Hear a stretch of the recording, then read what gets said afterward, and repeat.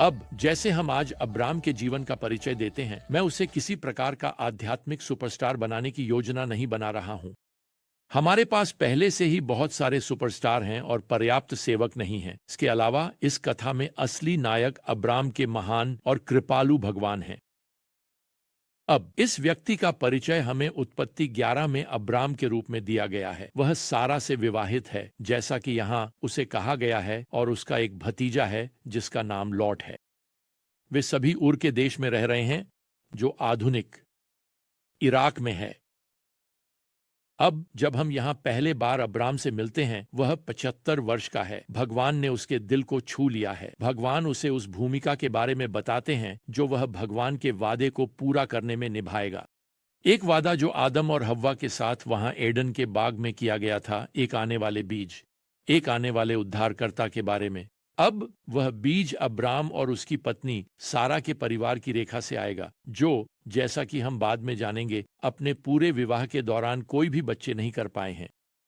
Abram की बुलाहट यहाँ अध्याय 12 में मूल रूप से तब होती है जब वह अभी भी ऊर में है, अरान जाने से पहले। प्रेरितों के काम के अध्याय 7 और पद 2 के अनुसार भगवान कुछ आदेश देने वाले हैं और वह अब्राम से कुछ वादे करने वाले हैं।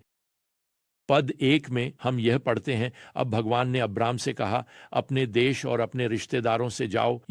अब यह उसके स्थिरता और सुरक्षा के स्थान को छोड़ने का आदेश है। उसका जन्म स्थान ऊर में एक आध्यात्मिक रेगिस्तान था। भगवान उसे इसे छोड़ने का आदेश देते हैं। लेकिन यह विस्तारित परिवार उसके दोस्तों का चक्र और उसके व्यापार सहयोगियों का स्थान था। लेकिन भगवान मूल रूप से कहते हैं, मैं चाहता हूं कि तुम उस स्थिरता और सब कुछ छोड़ दो जो तुमने कभी जाना है। जो कुछ भी परिचित है उसकी सुरक्षा छोड़ दो, और मैं नहीं चाहता कि तुम तब तक चलना बंद करो जब तक मैं तुम्हें न बताऊं। और इसके साथ भगवान यहां अब्राम से कुछ वादे करते हैं। पहला वादा अब्राम के पदोन्नति से संबंधित है। पद 2 में भगवान कहते हैं, मैं तुम्हें एक महान राष्ट्र बनाऊंगा और मैं तुम्हें आशीर्वाद दूंगा और तुम्हारा नाम महान बनाऊंगा ताकि तुम आशीर्वाद बन सको। अब अब्राम को भगवान की आज्ञा माननी है और भगवान बाकी सब कुछ करेंगे। ऐसे पदोन्नति न तो पूर्व से आती है और न ही पश्चिम से, बल्कि भगवान से आती है। भजन 75 पद 6 और 7। और अब्राम के लिए भगवान इस वादे को सच करने जा रहे हैं। उससे यह महान राष्ट्र बनेगा। हम जानते हैं कि यह राष्ट्र इज़राइल है। दूसरा वादा अब्राम की सुरक्षा से संबंधित है। पद 3 में भगवान कहते हैं, मैं उन लोगों को आशीर्वाद दूंगा जो तुम्हें आशीर्वाद देते हैं, और जो तुम्हें अपमानित करेगा उसे मैं शाप दूंगा। अब इतिहास ने बार बार साबित किया है कि भगवान ने वास्तव में उस राष्ट्र की रक्षा की है जो अब्राम से आया। आपने कभी भी पलिश्ती राष्ट्र के किसी सदस्य से नहीं मिले, है ना? आपने कभी हित्ती या कनानी से नहीं मिले। वे राष्ट्र अब मौजूद नहीं हैं, लेकिन आपने निश्चित रूप से इजरायली राष्ट्र के किसी व्यक्ति से मुलाकात की है।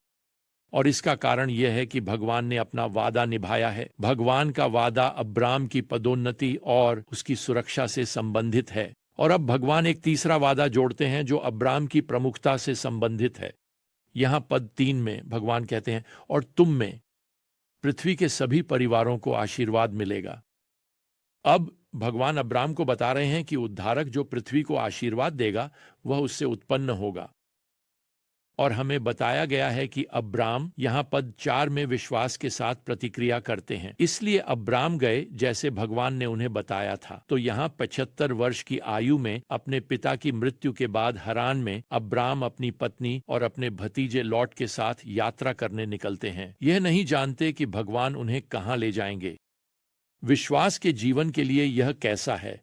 और वैसे 500 मील यात्रा करने के बाद वह कनान की भूमि में पहुंचते हैं, और भगवान उनसे अध्याय 12 में यहां पद 7 में कहते हैं, मैं तुम्हें और तुम्हारी संतानों को यह भूमि दूंगा।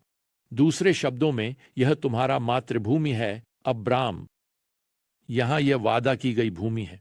और हम यहां पढ़ते हैं कि अब्राम ने वहां भगवान के लिए एक वेदी बनाई। तो अब्राम अब वहां से बेथेल और आई के बीच एक पहाड़ी पर जाता है। यह क्षेत्र का सबसे ऊंचा बिंदु है जहां से वह सचमुच पूरे भूमि को देख सकता है। भगवान ने उसे और उसके वंश को हमेशा के लिए देने का वादा किया है। और वहां रहते हुए वह एक और वेदी बनाता है और भगवान के नाम को पुकारता है। आप देखिए, वह अपने सच्चे और जीवित भगवान की पूजा कर रहा है। अब्राम इस पहाड़ को छोड़ देता है। पद 10 हमें बताता है कि देश में अकाल उत्पन्न होता है। अब इन सभी वादों, प्रावधानों और पूजा सेवाओं के बाद आप सोचेंगे कि अब्राम भगवान पर भरोसा करेगा कि वह उसकी देखभाल करेगा, लेकिन इसके बजाय यहां वह मिस्र पर निर्भर रहने का निर्णय लेता है और वह मिस्र की भूमि के लिए निकल पड़ता है। जैसे ही अब्राम और सारा मिस्र के करीब पहुंचते हैं, वह अपनी खूबसूरत पत्नी के बारे में चिंता करने लगता है। वह शायद अपनी आंखें घुमाती है, लेकिन वे सहमत होते हैं कि उसे उसकी बहन के रूप में पेश किया जाएगा। अन्यथा वे तर्क करते हैं, कोई मिस्री उसे मार सकता है। अब्राम यहां सोचता है अपनी पत्नी को लेने के लिए। वास्तव में पद 14 कहता है, मिस्रियों ने देखा कि महिला बहुत खूबसूरत थी और उन्होंने उसे फिरौन की प्रशंसा की और महिला को फिरौन के घर में ले जाया गया। इसका मतलब है कि वह फिरौन के हरम में एक और दासी बन जाएगी। तो अब क्या? खैर, सौभाग्य से भगवान हस्तक्षेप करते हैं और फिरौन के घर पर एक महामारी भेजते हैं और फिरौन जल्दी से स्थिति को समझता है और अब्राम और सारा को देश से बाहर भेज देता है। अब यहां अध्याय 13 में एक अपेक्षाकृत अपमानित अब्राम वापस यात्रा कर रहा है और पद 3 हमें बताता है वह उस स्थान पर बसता है या वापस जाता है जहां उसका तंबू पहले था, उस स्थान पर जहां उसने एक वेदी बनाई थी और वहां अब्राम ने भगवान के नाम को पुकारा। आप जानते हैं, अपने दयालु विश्वसनीय भगवान के साथ फेलोशिप के उस स्थान पर वापस जाने से मीठा कुछ नहीं है, और यही यहां होता है। खैर, अब बाइबल हमारा ध्यान अब्राम के भतीजे की ओर मोड़ती है और हमें यहां अध्याय 13 में और पद 5 और 6 में बताया गया है कि लॉट के झुंड और मवेशी बढ़ गए हैं और लॉट और अब्राम को एक साथ रहने के लिए पर्याप्त चरागाह नहीं है। अब्राम उदारता से लॉट को भूमि का चुनाव करने की पेशकश करता है और यहां पद 10 और 11 में लॉट जॉर्डन की अच्छी जलवायु वाली मैदान का चयन करता है। यह कनानी शहरों सोडोम और गोमोरा की सीमा पर स्थित भूमि है। लॉट सोडोम के पास निवास करता है, हमें यहां बताया गया है, और इन निवासियों का वर्णन पद 13 में भगवान के खिलाफ बड़े पापियों के रूप में किया गया है। हाँ, लॉट ने एक क्षेत्र में उपजाऊ भूमि का चयन किया है, लेकिन यह एक ऐसा क्षेत्र है जहां लोगों को भगवान में बिल्कुल भी रुचि नहीं है।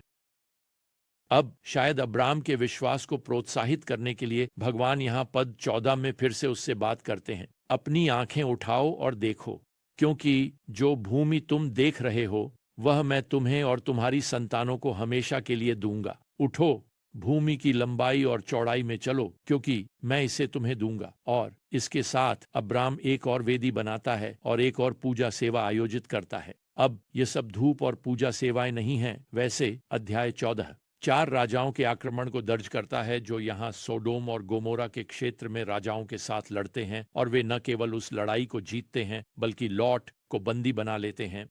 खैर, चाचा अब्राम समय बर्बाद नहीं करते। पद 14 यहाँ कहता है, उसने अपने प्रशिक्षित पुरुषों को आगे बढ़ाया और उनका पीछा किया। और यहाँ ने आगे बढ़ाया के लिए हिब्रू शब्द तलवार चलाने से संबंधित है। खैर, स्पष्ट रूप से अब्राम ने कॉलेज में तलवारबाजी की है और वह इसमें अच्छा है, क्योंकि वह और उसके लोग उन राजाओं को हराते हैं और सभी बंदियों को मुक्त करते हैं। खैर, अब्राम जब घर लौट रहा है, अध्याय 14 और पद 18 हमें बताता है कि मेल्कीसेडेक, जो सलेम का राजा है, जिसे बाद में यरूशलेम कहा जाता है, वह उसे मिलने के लिए बाहर आता है। मेल्कीसेडेक यहोवा का एक याजक भी है और वह अब्राम को भोजन देता है और उस पर आशीर्वाद प्रोनाउंसेस करता है, और अब्राम इस राजा, इस याजक को सम्मान और प्रशंसा के कारण अपने लूट का एक हिस्सा देता है।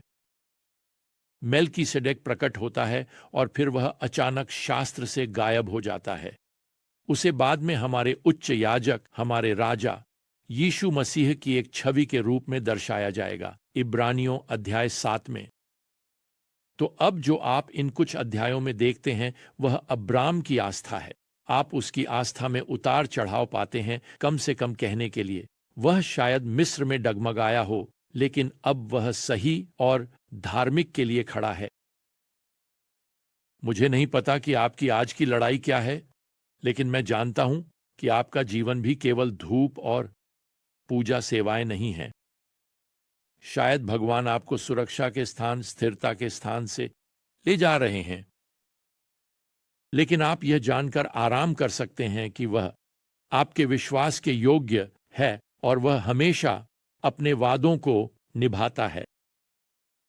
खैर, जब तक हमारा अगला अध्ययन एक साथ नहीं होता, प्रभु यीशु मसीह की कृपा, भगवान का प्रेम और पवित्र आत्मा की संगति आप सभी के साथ रहे। मीन।